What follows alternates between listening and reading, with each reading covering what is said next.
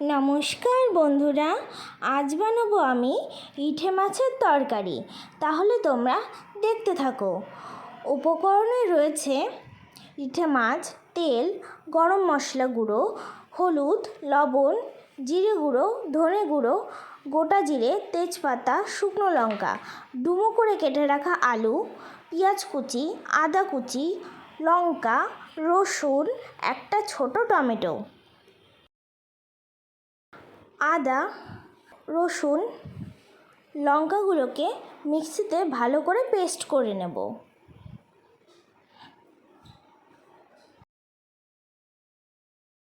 কড়াইতে তেল দিয়ে গরম হয়ে এলে মাছগুলো ভেজে নেব। মাছটা দেওয়ার সাথে সাথেই ঢেকে দেবে, কারণ এই মাছ প্রচণ্ড ফোটে। ওই মাছ ভাজার তেলেই আলুগুলো ভালো করে লাল লাল করে ভেজে তুলে নেব।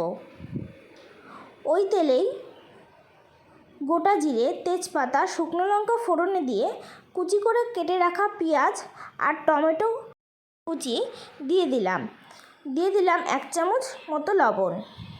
পেঁয়াজ আর টমেটো ভালো করে ভাজা হয়ে গেলে দিয়ে দেব আগে থেকে বেটে রাখা মশলা।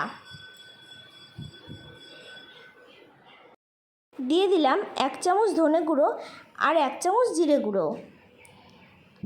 মশলাটা ভালো করে কষিয়ে দিয়ে দিলাম 1 চামচ হলুদ আর হাফ চামচ মতো লবণ। যেহেতু আমি আগে লবণ দিয়েছি। মশলা থেকে তেল ছেড়ে আসলে দিয়ে দিলাম আগে থেকে ভেজে রাখা মাছ আর ভেজে রাখা আলুগুলো।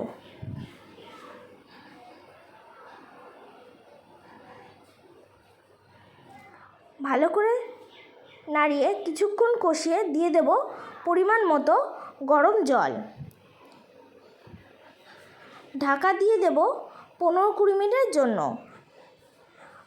15-20 মিনিট পরে গরম মশলা দিয়ে নামিয়ে নিলেই রেডি ইঠে মাছের তরকারি। কেমন হয়েছে অবশ্যই জানাবে, আর ভালো লাগলে বাড়িতে ট্রাই করো।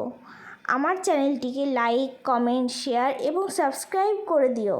আজকের মতো টাটা।